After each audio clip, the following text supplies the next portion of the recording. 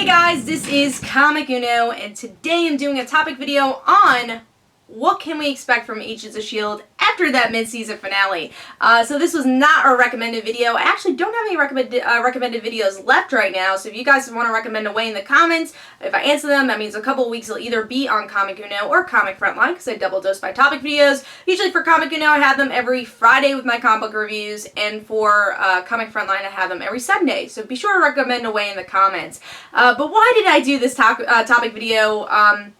A lot of people were asking me about my opinions on Agents of S.H.I.E.L.D., and I can't do a review of Agents of S.H.I.E.L.D. just because of the timing of the live show. It's just kind of impossible to do it. I used to do it, and it just didn't work out. I had school the next day. So, yeah, sleep, Agents of S.H.I.E.L.D. review was kind of hard. But I definitely want to talk about this episode because it was a huge episode. And also we talked about it on Media Madness, so if you want even more explanation and thoughts on that, go check out Media Madness. I think it was around like the 50-minute point that we talked about it. Also, this week on Comic Frontline Live, we're going to talk about all the season finales also. So if you want even more talk, we'll have it there too. But let's talk about Agents of S.H.I.E.L.D. here. What did I think about that ending, and where is the show going to go because of it? I thought the ending was great. Now we're actually getting superpowers in Agents of S.H.I.E.L.D.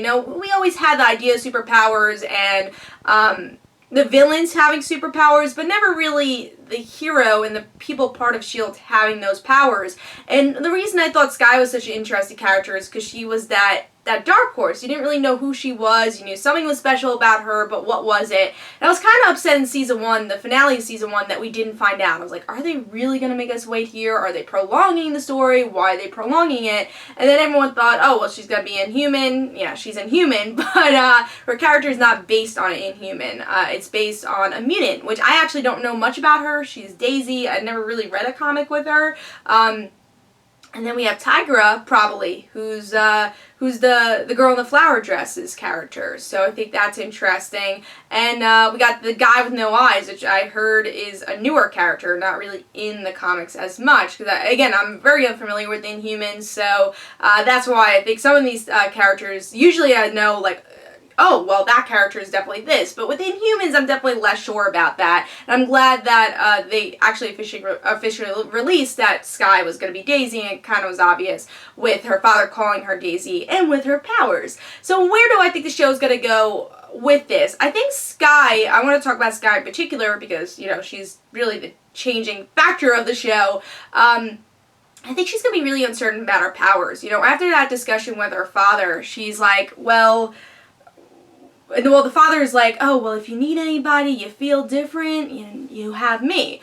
And, at that moment, she's like, no, I have Coulson, I have my family. And I think once she gets used to her powers and she learns how alone she is, I think she's going to really question if she has S.H.I.E.L.D. And I don't think S.H.I.E.L.D's going to look at her differently, but I think she is going to think differently of herself because she's got to discover herself even more. She was already fearful that she was an alien. Now she's an alien that could do stuff, who has these powers. So I think that's going to be really interesting. And what I liked about that ending and what I like about her powers is that it's an offensive power.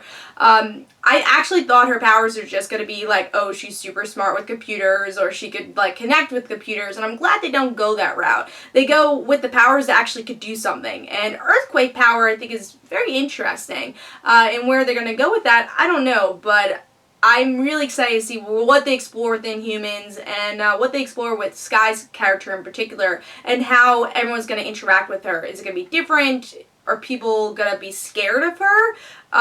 Really excited to see where the story arc goes. I mean, we had to wait until March to find out, but a really great ending, and I think that's where it's going to go. It's really going to follow Skye and what the Inhumans are all about in the Marvel Cinematic Universe.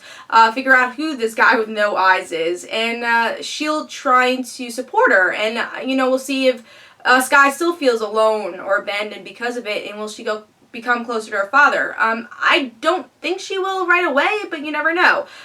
So obviously I love the finale, and I can't wait to see where the show goes. Please tell me in the comments below where you think the show is going to go. What did you think about Skye's powers? Do you like her powers? Do you like the character she's going to become? Please tell me in the comments below, what do you think it means now that the Inhumans are now in the show, and now that we're going to get more powers in a show that were pretty much about humans dealing with superheroes. superheroes, but now you have a superhero on the team. So hope you guys enjoyed. Again, let me know in the comments. Don't forget to follow me on Twitter for Comic You Know and the Right Situations. Don't forget to like my Facebook page. Also, description below, there's links for my comic book, Like Father, Like Daughter. And don't forget to like the Facebook page of Like Father, Like Daughter. I'll see you guys later. Bye.